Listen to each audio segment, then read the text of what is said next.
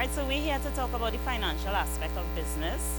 And Mr. Bascom would have touched on registering your business, getting a name, and all of that, going through the legal procedures to have your business recognized, okay? So now I will go into the financial aspects, igniting your entrepreneurial journey. What is next? After you register your business, what do you do next? So we'll go through some of those steps. And what we will cover today will equip you all who is aspiring to start businesses with the foundation and the knowledge to start your business and do a financial planning so that at least your business have a better chance of succeeding. Yes, as Mr. Bascom says, there will be failures, but proper planning prevents poor performance. All right, so with a little bit of planning, we are better able to succeed. Why business? It solves problems. Create value. Create value in what? In our lives, in our community, in our country. It achieves independence, and we learn critical skills. Business challenges us a lot, so we learn problem-solving skills, leadership skills, and many other skills while we undertake this venture. And another focus of today's session is to navigate the financial landscape of starting up your business, essential steps for launching the business, and also a little activity in building a mini budget. All right?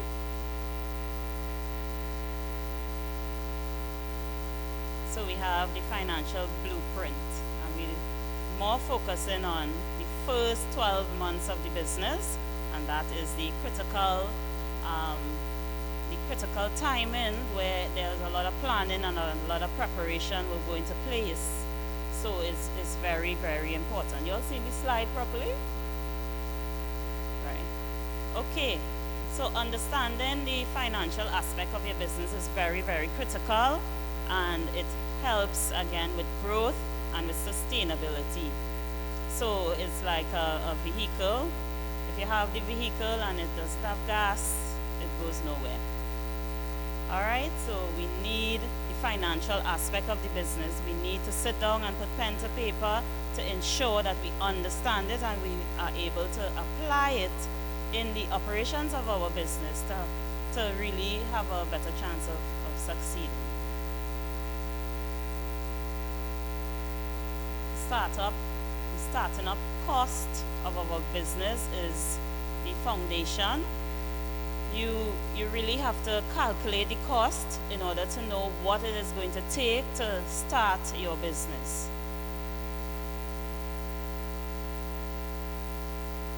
Right, so there are some one-time expenses that some businesses will incur at the start.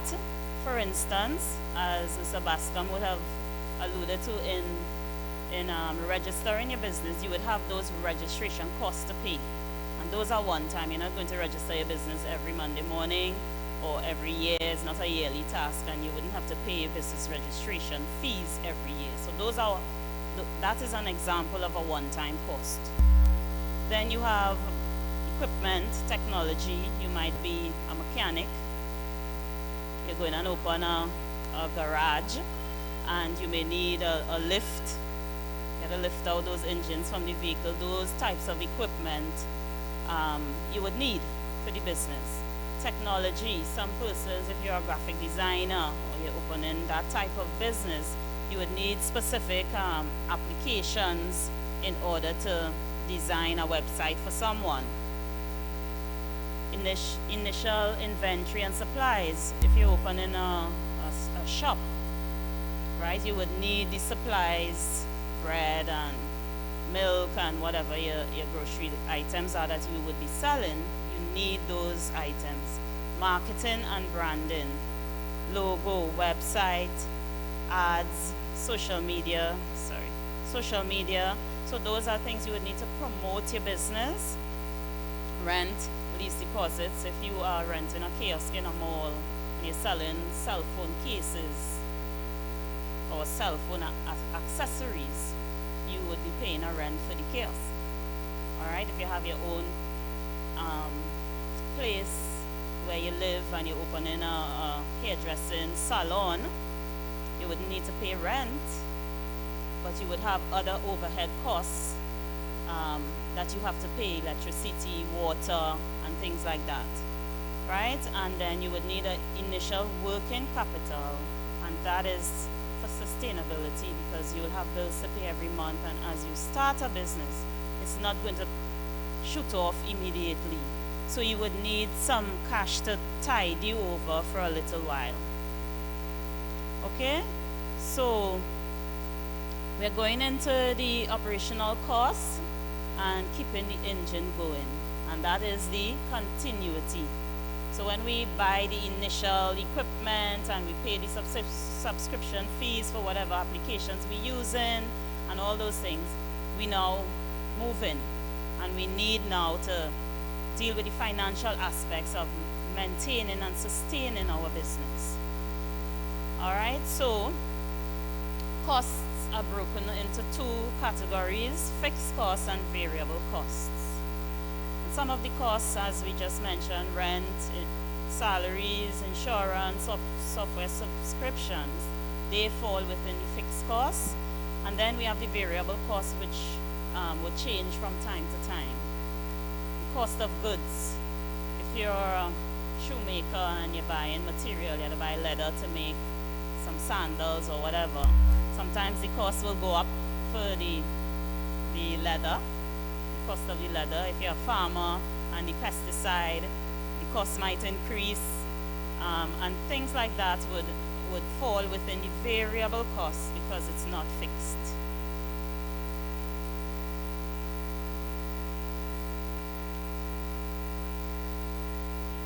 Revenue streams, Mr. Bascom touched on that a bit in terms of types of income. Spoke about the types of income: residual income, fixed income, through a salary.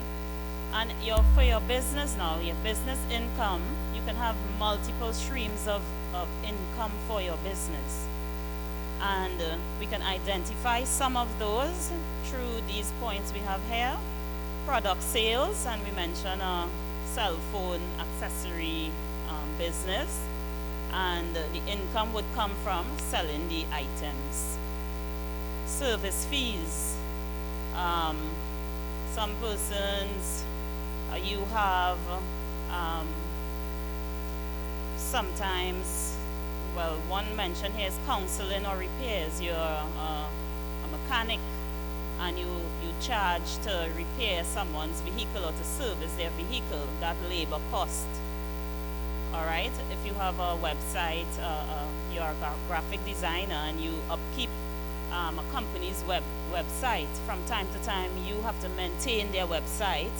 They may ask you to adjust their website from time to time, and those would be service fees you would charge. Some persons have a retainer, monthly retainer, where whether they do work or not, they are contracted by the company, so they will have those service fees coming in, or you get paid as you work.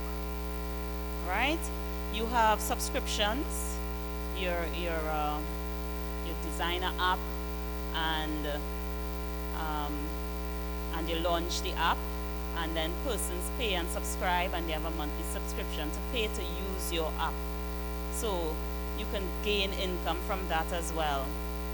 Advertising, as simple as advertising.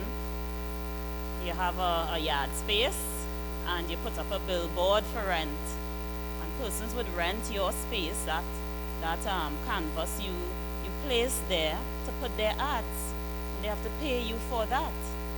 So you have income coming in from that.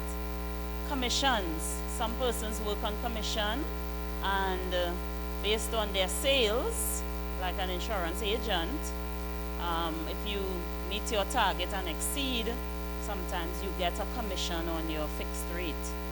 And we have investments, and also Mr. Bascom mentioned investments. Sometimes you buy stocks or shares or bonds, and you earn interest from that investment, and that is also revenue streams for your business. And not only buying stocks and bonds, you have a business is a few years old and you have money sitting in the bank. Currently, the interest in the bank is what? 0.0 something you get on your money. And there's an opportunity for you now to invest that in, let's say, the government bonds. Government offer bonds from time to time, or FCB shares, whatever the institution. You get interest on your money that is sitting there. And that is also, it doesn't mean that you are in the investment business. You're not actively investing and that's all you do. No, you are using your funds and investing it to get an additional income. Even mechanics could do that. You just have money sitting in the bank. You have a 50,000, and there's an opportunity to get a 4% interest for 2 years, 3 years, and you invest that, and you earn 4% on the funds that you were not using at the time. All right? Okay, financial forecasting, looking ahead, and that's important, planning for the future. And we need to anticipate our cash flow, what we are going to spend, what we will be making in order to have a successful forecast. And it's not going to be perfect, and that's why it's a forecast. It's like the weather forecast. Sometimes rain is predicted and rain will not fall. All right, that may be good and it may be bad. It's just a forecast, and from time to time we can adjust our forecast or our cash flows, our projections. So we need to be realistic when we are making a forecast. And we make a forecast in advance because it's futuristic. So we need to be realistic. We can't say, well, okay, month 2 are going to make $50,000 and you now start. This is month 1. And you are forecasting that you're going to make $50,000 in month 2 and $58,000 in month 3, and by month 10 are going to have $1 million. No. You need to be realistic in your goals and in what you forecast for your business. Make informed decision, and that is on research and assumptions, and we all make assumptions. Sometimes we look across, we live in next to a neighbor, and the place dark for a whole week, and we might assume, well, my neighbor gone away. That's an assumption based on the place closed up and it's dark, nobody there. We all make assumptions from time to time, but our assumptions must be based on credible facts and proper research. So the market in which you are in, the type of business you open, you need to do research to be able to properly forecast for the future. The forecasting, things like your sales forecast, we need to be conservative, and especially when we now start and gradually increase. As mentioned, we don't want to jump from 0 to 100 quick. Right, that's a recipe for disaster. All right, we wait until we're stable, and then, you start climbing. There's a flight of stairs. Some people could do it because the legs long. They might stay here and jump to the top. But a lot of people may not be able to do that. They will tumble before they reach the top. All right, so gradually you take one step at a time and you reach the top. Profit and loss statement forecast. We need to forecast what we will earn, what we will spend, and what possibly would be our revenue, or not revenue, but profit. All right, what we will make, our net, in terms of the both. And sometimes we may make a loss, which is okay in the beginning, because some businesses start off at a negative and climb, and that is normal. All right, and we just have the financial calculation for profit or loss, gross revenue, take away the cost of goods sold equals your gross profit, and then you will take away your expenses. So your revenue, what you make, your cost of goods sold, let's say you're buying the cell phone cases for sale. The cost of those cases, the cost to transport the cases, all of that will make up the cost of goods sold. So what you spend in order to acquire the item you are selling, basically. All right? And then your operating expenses, you take that away from your gross profit, and you would know exactly how much profit you make. This is just a simple financial forecast, cash flow statement. So you are forecasting what you're going to make, what you're going to spend, and what will be your net. And as mentioned before, you notice it starts off at a negative, which is normal and acceptable. So don't be alarmed if a couple months after starting your business, you see a negative when you actually do your monthly financial statement. That is normal. All right, and you would notice here as well, you have some fixed costs like rent. Rent though increase and decrease and fluctuate from month to month. So that is an example of a fixed cost. And then you would see variable costs like marketing and advertising. Sometimes you may advertise more this month, you may not advertise next month, or whatever you spend this month for advertising may be for a period and not only 1 month. So the advertisement would run for a period and it will cover a few months, so you don't need to spend next month. Advertising is in the form of like t-shirts as well. You may purchase t-shirts this month and you don't have to purchase it next month, so you have zero advertising cost next month. So your cost fluctuates. All right, and then again you would have your income streams at the top, what you sell. The income stream could be a wide range as we see before, but this is just a simple financial forecast, and this helps you to plan for the future, plan for the financial performance of your business.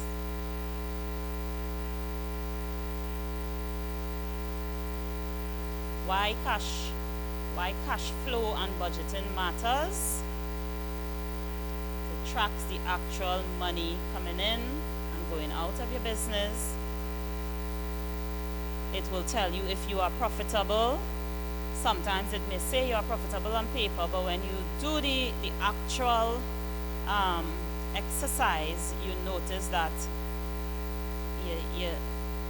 it's not making sense. You actually losing, right? You would be able to run out of cash quickly because now you're profitable, but next 2 months you may not be. Next 3 months, if you continue the rate in which you are going, you may not be. So when you do it, it helps you to see if you need to make adjustments. You're spending too much on advertising. You can use more. You can use some more cost-effective methods of advertising, like social media, which is basically free. And different types of ways of promoting your business to decrease your advertising budget. So in that way, you would be able to see problems that may arise in your business through the financial forecast, through the cash flow projection and budgeting from month to month. And again, we have another formula here for the cash flow projection we saw on this slide. Right, this is the financial formula. Your starting cash plus whatever inflows. So if you start with 4,000 in the bank or in hand cash, whatever you make this month, you add it to that, right, through sales, or if you take a loan for capital, you add that to whatever you have currently, and then you minus your outflows, what you spend in expenses and material and overheads. And then you would get your ending cash monthly or for whatever period you're forecasting.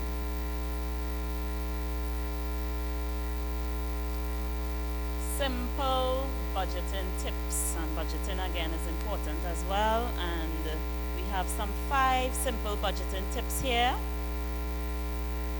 All right, we have identify your strategy. right? You need to determine your primary business goals. What are you hoping to achieve? Your profit, your growth, costs, how much you're going to sell your items for. You need to work all of that out. And that will be part of your budget. Making your budget. So if you say you're buying the cell phone case for $2 and you want to make 50% on each one, because that will cover your cost plus profit, then you have to budget for that. You put that in your budget, you calculate the cost, and then you start mapping your financial strategy. Review the data and create revenue projections. And your projecting is not actual, so don't think you're going to make what you write down on paper all the time. You may make it and exceed it at some times, and at other times you fall way below. It is a projection, and again, you make it on. Try to make your projections on informed facts and research that you would have done. Estimate your expenses, your rent, utilities, internet bill, phone bill, transport, salary, everything.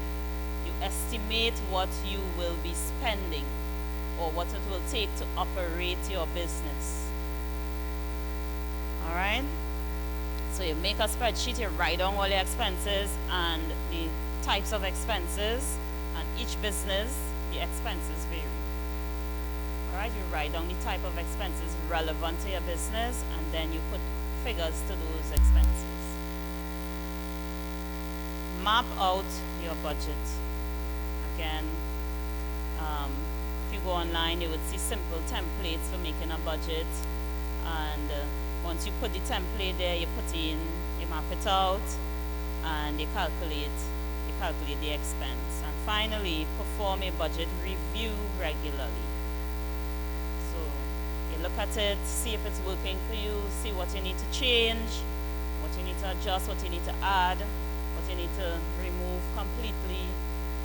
That way, you would help yourself and your business to grow and to succeed, to be profitable. So we come into a little practical activity. So we're going to make a little budget. All right, so my friend Dawn will give you a piece of paper, and we have 7 minutes to make a budget. Right, you're using these instructions here. You think about a business, you may already have a business idea. Don't make it complicated, simple. Whether it's, as mentioned here, selling handmade cards. Some people are very artistic. You need to buy paper, ink, printer, whatever it is you need to buy for your little card making business. You think about it, you write it down. All right, and then you start estimating the startup cost. So we go into make a simple budget for the startup costs that you think you would need to start your business. Nice? What do you absolutely need to buy to get started? And that word absolutely is there for a reason. We're not going to think about next year, next 3 months, what you're going to need to start your business. So we're not doing a financial forecast, and we're not forecasting for the future, we're starting the business. All right? Estimate your monthly operating costs, what is going to cost you to continue operating, and how you're going to make money. What income streams you're going to use, and I will put back up the different types of income streams if that will help. And how will you make money? And then again, this is the formula, so you all could write down the formula there to calculate your profit or loss. Again, don't be alarmed if you see a loss because it's an estimate, and it's natural to have a loss at the beginning. a loss, so don't be alarmed. Right, your revenue minus your startup costs minus your operating costs. So my friend Dawn and I, if you need to ask any questions to help you make your budget, feel free to ask, right?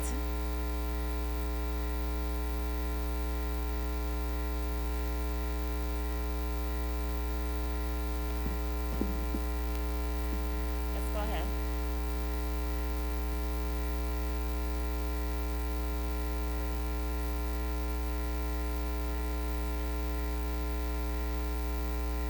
Right, so remember, nothing is exact, so you may just estimate the prices of things because of the exercise you're doing. You may not know, you might need a printer, and you say, okay, a printer might cost 1,500, you just put that down. It wouldn't be the exact cost, right? You want me to go back to the income stream page, sheet, types of income.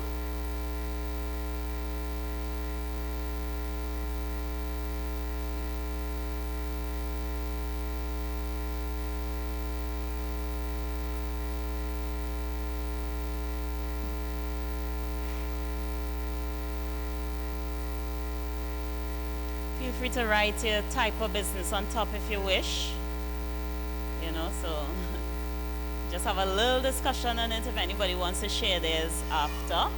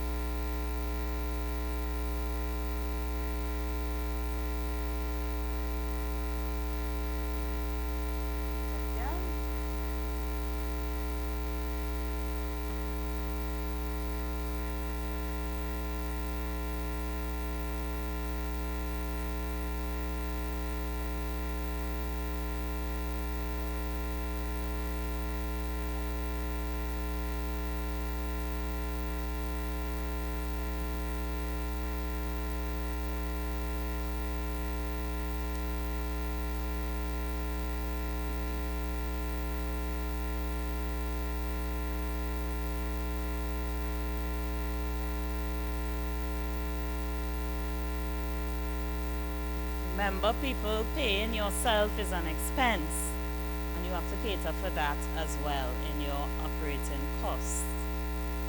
All right? That's important.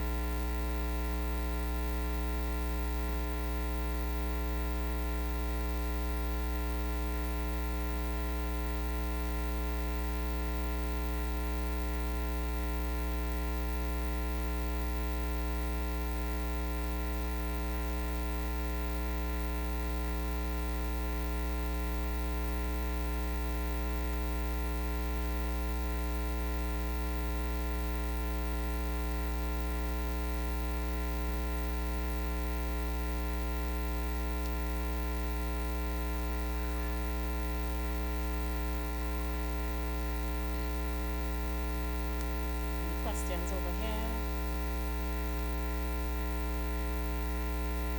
Have about 3 more minutes, right?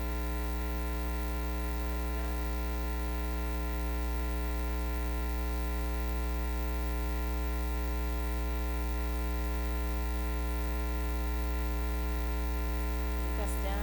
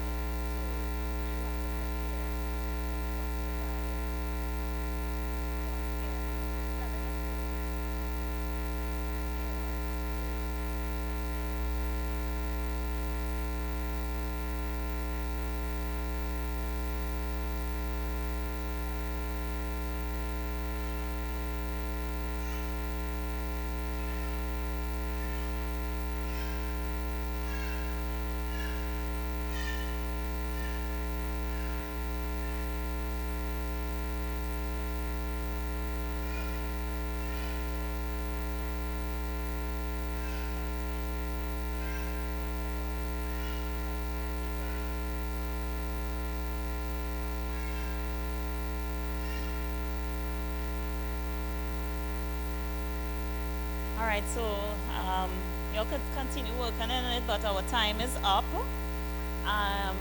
So anyone wants to share theirs? So remember, it's a learning experience.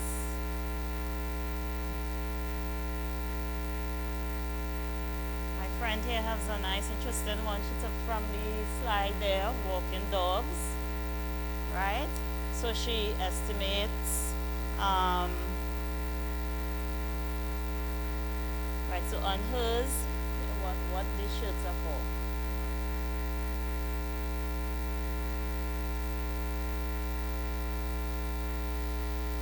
Right, leashes, so she estimates for leashes, how much it's going to cost her to buy the leashes to walk the dog. And she has $55, right? Then she started estimating how much she's going to charge the persons and how much dogs she's going to walk at a time. So if she's walking 10 dogs simultaneously for 10 that belongs to 10 different persons, then that is going to be $10 per dog by 10 dogs, $100. If walking the dog, the duration is 1 hour. So she's making $100 in 1 hour. If she's doing that for different people at different times for the day, so she's working 4 hours a day, then that will be $400 she's making a day by 5 days a week. So she estimates her income like that. All right, $400 by 5, $2,000 a week. She's going to put now in the middle in her operating expenses what is going to cost her to walk the dogs. Say, for instance, she has to buy her sneakers.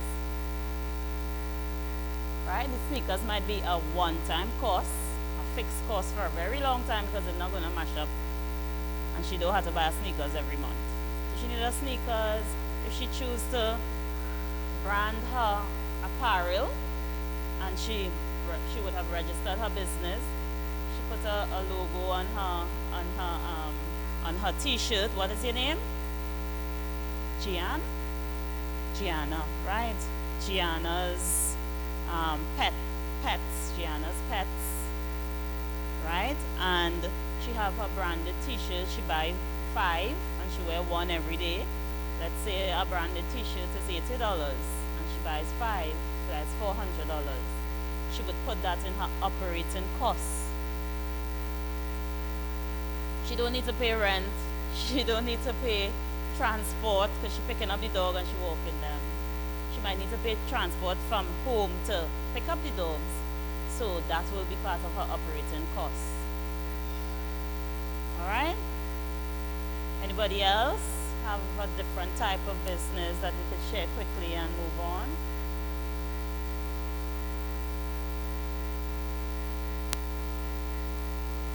One more quickly. Anybody? Anyone? Someone? Yes.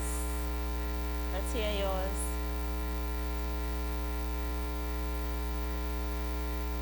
Like agricultural produce? Right. So he has an agricultural business. So he will be planting the produce and then harvesting and selling. So his operating cost is going to be a lot different to Gianna's. Jonathan's will be a lot different to Gianna's. And he would need a lot more startup materials, because if you need seedlings, you need pesticide, you need equipment to dig the dirt, all right? And all of that will form part of your startup costs, right? So he has a startup cost of $6,000 to start his business. 7, okay, well the total is supposed to be here, right? Everything that you would need, you identify it and then you put the total. So that'll be seedlings, pesticide, equipment, whatever equipment you need to tend to the crops. Then you have your monthly operating costs. Let's say you have a piece of farmland you're renting in Grandy, somebody. If it's your own, then you don't have to pay rent. You have to pay yourself every month. So that will be part of your operating costs. Right? And you have, what is this? Right, that's okay, but this is what? Right, so this going in your income. So the 3 customers you would have that you're supplying the planting to, let's say it's 3 mini groceries or mini marts that sell produce. So when he harvests the planting, he's supplying them to the mini mart. And then you put now how much you're going to sell the planting for. So whatever you estimate on top of here, you have to estimate your yield. So if you're going to yield 10 pounds, right? How much that 10 pound is going to bring in for you. If it's $7 a pound, by 10 pounds, that's $70 you're going to get. Right? And then you estimate it like that to be able to know how much you're going to make in the end. I just say 10 pounds, I know it's not that, right? Because when you plant a field of planting, is a lot, right? But you know, for the sake of the exercise, I just say 10 pounds. All right. So thank you everyone for participating in the little activity. And quickly we will continue on some more guidelines on new business setup and startup. We must understand the risk and the responsibility we have. There will be risks. Gianna's business is dog walking. What type of risk she may encounter. She might be sick. And if she's sick, she can't walk the dogs, she will not be getting any income. That is a risk, and you have to plan for that. Jonathan's business, flooding, rain, pests, those are risks. And he, in his industry, he will plan for that. All right, so we need to calculate those risks, think about what the risks are and how we would respond to those risks, what we can do, right, to mitigate, minimize, or deal with it when it happens. But some risks we have no control over, like the weather, right? So we have to put things in place to deal with it when it comes. The importance of being financially responsible, right? We need to spend wisely, and it's our responsibility to manage our money and our business money. Because especially you have employees and they depend on you, and if you, as you make the money, you spend it, you wouldn't be able to pay your employees, and your business will bust. All right? We have a responsibility again, keep good records. We have a responsibility. If we take a loan, we need to pay it back and try to pay it as far as it depends on us on time. Mr. Bascom spoke about that, right?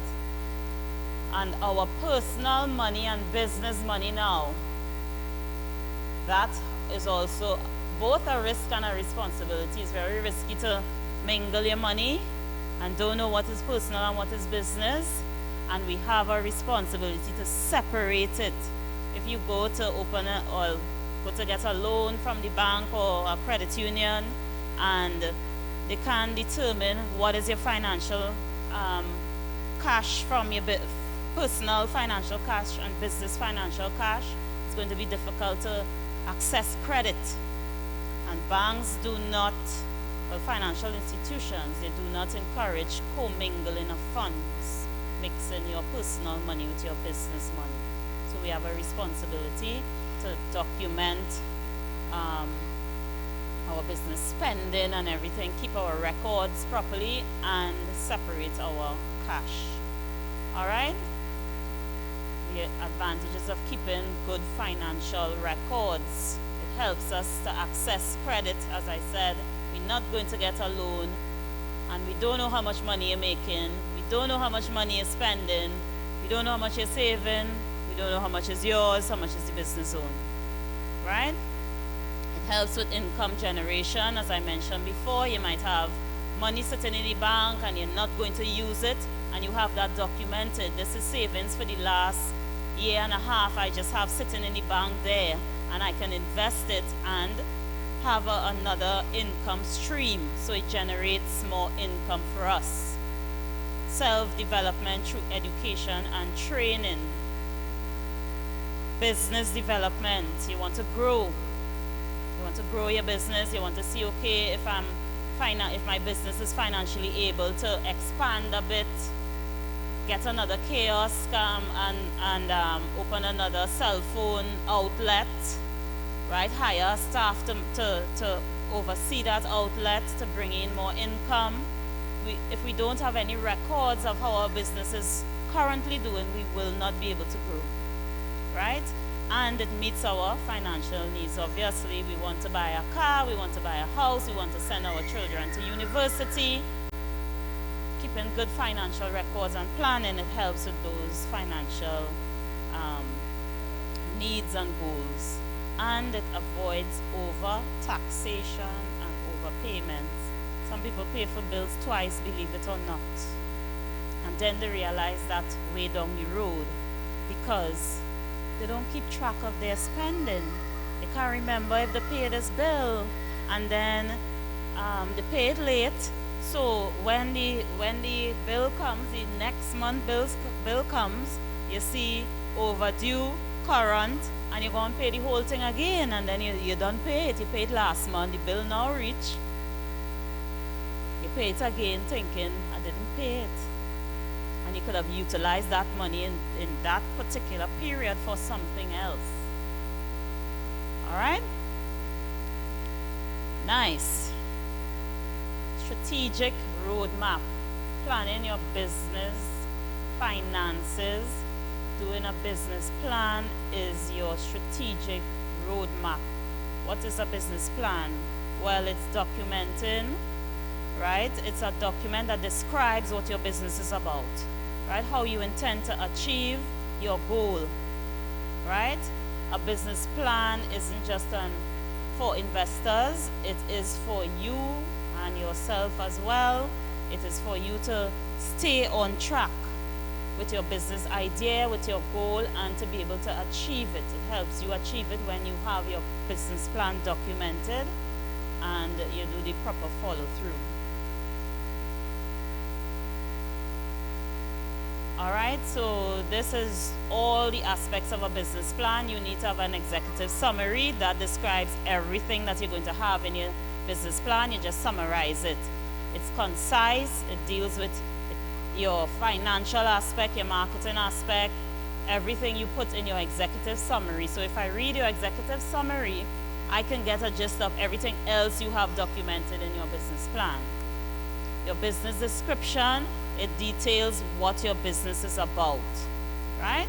The industry, the background, the history, if you was operating your business before you register it, you put that in your business description. I've been operating a snow cone business for 10 years. I've just registered such, right? You document all of that in your business description.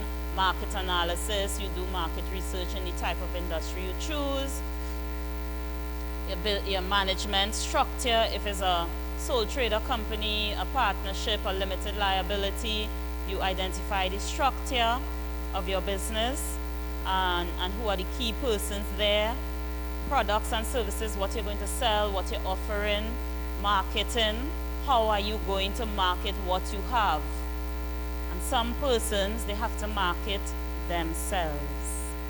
If you are an accountant, you're a tradesman, you're a plumber, sometimes, yes, word of mouth helps.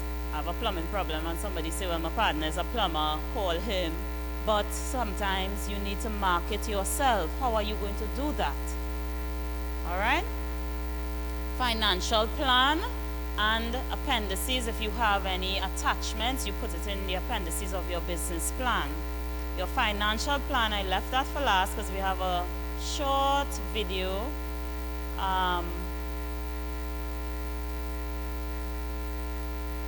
in relation to the financial plan.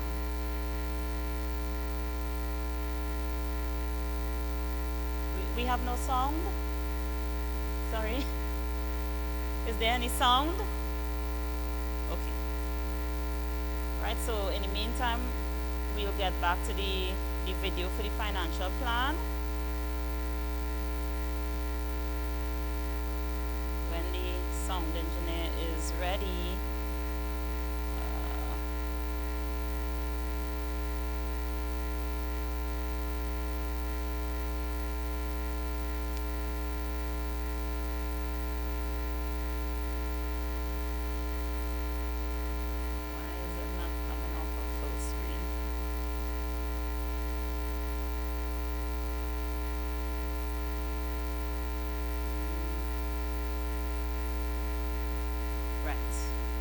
So we'll just continue for now and we'll show the video on the financial plan, right? We have one more video as well. Right, and sometimes, as Mr. Bascom said and I mentioned as well, we experience difficulties. All right, we fall and we need to know how to adapt. And adapting is very important in business. We adapt and we learn and we move forward. So we need to be flexible. We need to learn from the mistakes we make, the roadblocks we encounter. We need to learn from that and learn how to proceed, how to continue in our business venture. Get feedback sometimes from professionals in the industry. Let's say a trade person, you can set up a feedback platform, whether it's a paper-based feedback form for them to fill out.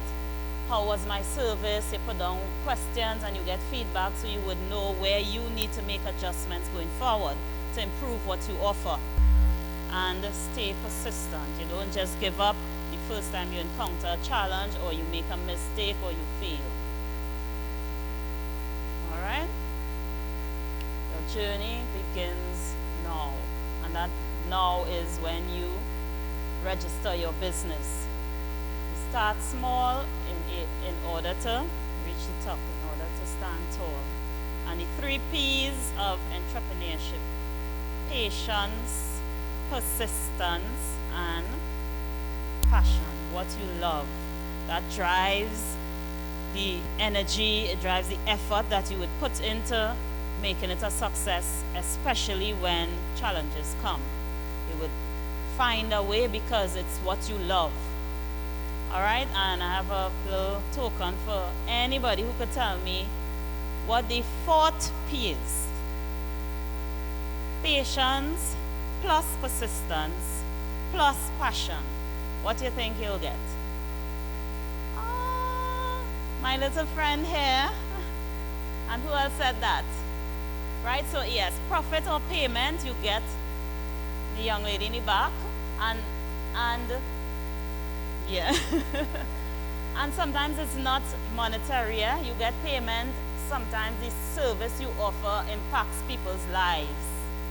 And seeing that impact, the sense of satisfaction and joy you get, that is your payment.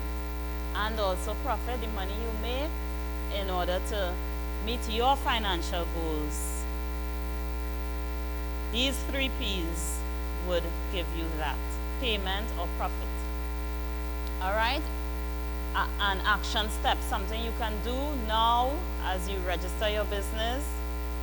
Join a credit union. Mr. Bascom talked about credit union and starting his financial investment opportunities by a loan he took from a credit union. Right? Again, we have a video here and we will get back to the video and how a credit union can help you meet your financial goals. And this is just some information on our credit union, Community Care Credit Union. We offer investment opportunities like what Mr. Bascom would have taken through loans. We offer investment opportunity through fixed deposits. We spoke about that before in terms of interest from your investment. You have money sitting down and you want to get a fixed deposit. You get these interest rates currently. You rest on your money and you get that residual income from it. We have a new product called Set and Forget, and you get this interest. Is it quarterly? Done quarterly? Biannually, right? You get the interest from the Set and Forget biannually. Fixed deposit interests are paid yearly. So you get up to 3.25% per year. Then we have a partnership, and this is important in terms of business, with Kariri. Kariri has what they call the Hatchery program, and that runs in cycles. So the last cycle was March. If you have even a business idea, Kariri helps you develop that business idea and also helps you with all the planning and the processes to operate your business. So you can check out Kariri, and through the credit union, the loans are offered for the startup of the business. You can get a loan from the credit union. Each credit union have different names for the loan. So some credit union will have a business development loan. Different credit unions, we have what you call a GPS loan, and it's geared towards younger persons taking a loan for these types of opportunities and repaying it, I think is what, age 45? Up to age 45. So if you're 25 and you're taking a loan for 10 years, you'll repay it when you're 35, but it goes up to the age of 45, I believe. 50? 50. The officer has it correct, 50. Right? And the monthly interest rate is 0.91%. All right, the video on the credit union will indicate, you know, the difference between a bank and the credit union and what the credit union offers, you know, which would be a little more attractive in some areas than a bank. And we also have personal loans.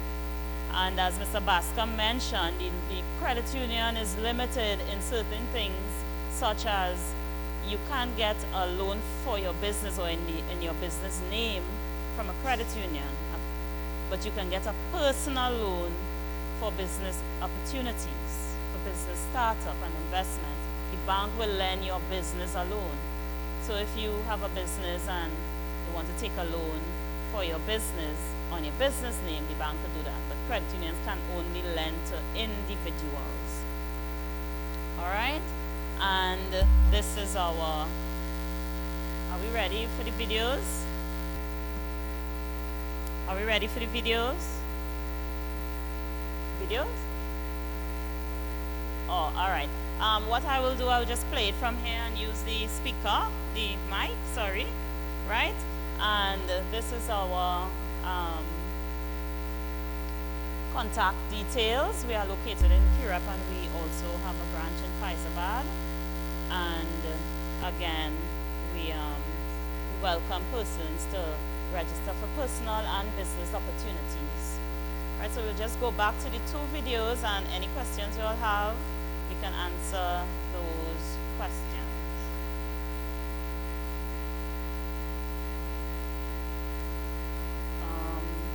I need to come off of the Zoom. Just 1 second. Oh, I think I know what the issue is.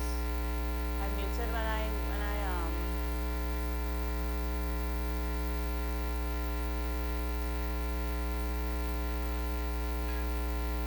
Developing the financial projections for your startup may seem a daunting task.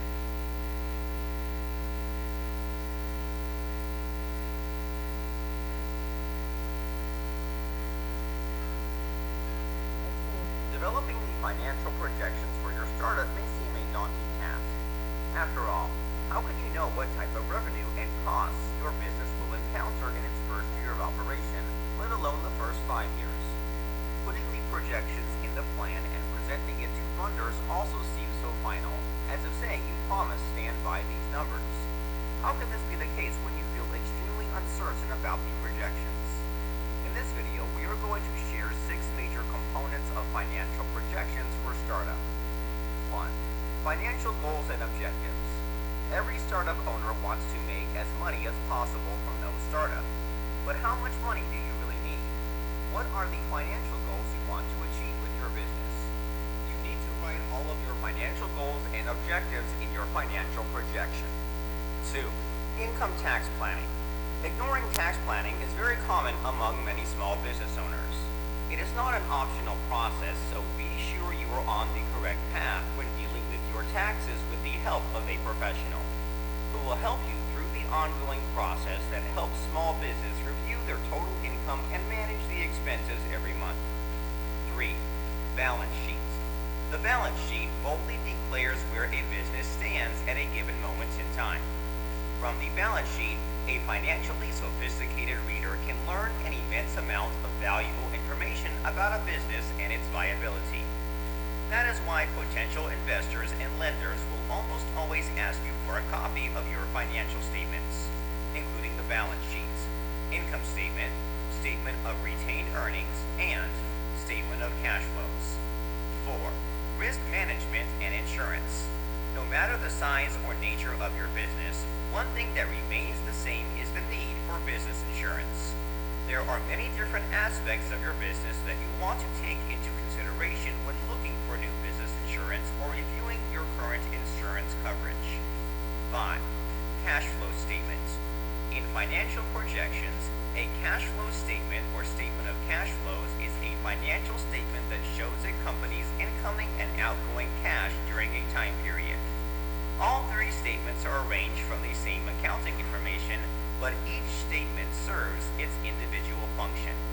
The statement of cash flow reports the movement of cash into and out of your business in a given year. And 6. Investment planning. Investments are all about working out a particular financial projection so that you can get from one place to the other. It is precisely due to this investments are known as investment vehicles. Investment planning is a must if you want to reduce the risks associated with losing money that you earned from your business. Only a solid plan and financial projection will ensure financial success in the future. If you found this video helpful,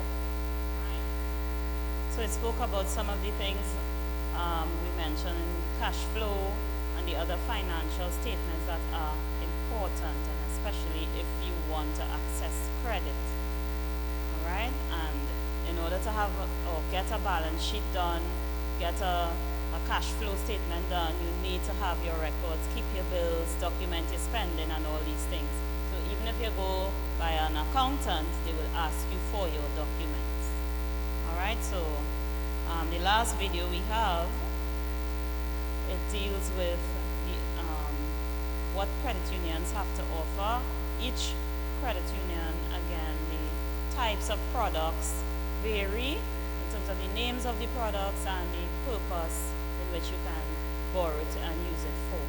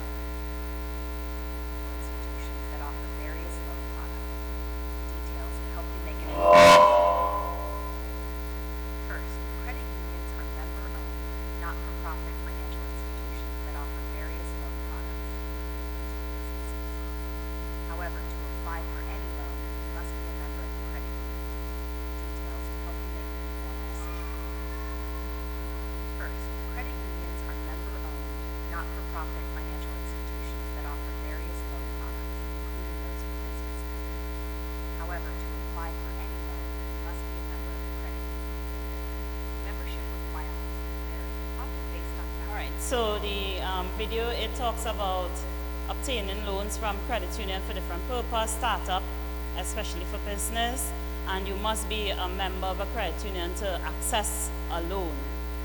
In accessing a loan, the credit union offers loans and investment opportunities like fixed deposits and different products and services, including insurance products. For instance, our credit union has health insurance, group health insurance, and that too, as I mentioned, is important for certain types of industry, especially in business, because if you are the business, then you need to take care especially of your health to ensure that you're not sick all the time, right? So credit union rates are different to banks in terms of on many occasions you would find rates for investment and savings are higher than banks, and rates for loans, the loan interest rates are lower than banks in some instances. Now there's a lot of competition, so banks have low rates, credit union have low rates, it fluctuates, right? So you need to look at the options you have and the opportunities in terms of making a decision to join a credit union and also take a loan. One of the good things about a credit union is in terms of qualifying for credit for a loan, it's not that we don't care about the qualification process, but credit unions are more forgiving than banks. Banks have strict lending criteria. If your debt service ratio higher than 40% or whatever threshold they set, you're not going to get a loan if it's higher. You must bring your debt service ratio to meet the bank's criteria, the bank's cutoff point. However, for a credit union, if our threshold is 40, and that is for in general, and yours is 50 or 60, you would find you will still get a loan from the credit union because of the nature of credit unions, credit union are members owned. Once you join a credit union, you are a part owner of the credit union. Each and every credit union member owns the credit union. So the employees like myself, we work for the members. The members are our boss. And so the products and services are designed to benefit the member, to help them meet their financial goals. And that is why you would get higher investment opportunities and lower interest rates. We try to spend less and make more in terms of not making more on the member, but more to give to the members. You have different opportunities in terms of training opportunities. The credit union provides training for their members in all different avenues. We usually have financial planning seminars, workshops, and all those things free of charge to the member. Because again, the member owns the credit union. So when we pay a financial advisor to do the training, it comes as though you are paying it. If it's outside of the credit union's budget, sometimes the member is charged a small fee. You know, it's prorated at times. You know, it's subsidized. So the credit union pay part, you pay part. All right? So it's very beneficial to join a credit union, especially if you know what your financial goals are and you realize that the credit union industry is more aligned to meet those goals. All right, so if anybody has any questions, we could take a few questions before we wrap up. Few questions? Anyone?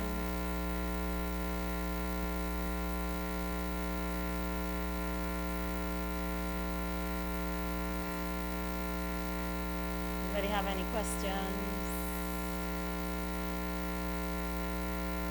All right, so I will ask a question then. No one has a question, and I come bearing gifts. So let me see.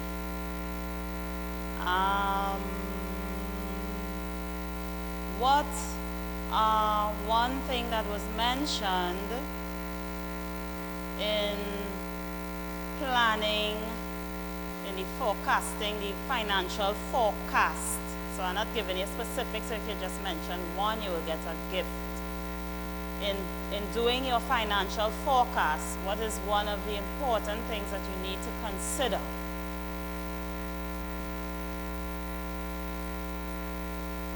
Right, so just 1 second. So I know you get a gift before.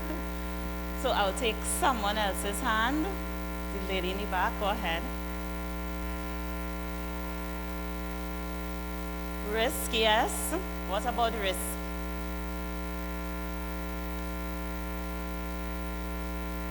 Yes, you have to plan for risk. You have to know what the risks are. So you can give her a round of applause. Very good. And Dawn, how much more prizes we have there? Two more? All right, so we could take another answer for the financial forecast. Right. And she says making realistic estimates. So being real in terms of what you project, you know, for income and expenses. So give it up for Rihanna. And one more, Nathaniel. Yes, conducting research and making assumptions based on your industry, based on research, based on facts. And give it up for Nathaniel. All right, so thank you for your interaction and thank you for having us here. And we were glad to be here, Dawn and I, and we hope that you enjoy the afternoon session.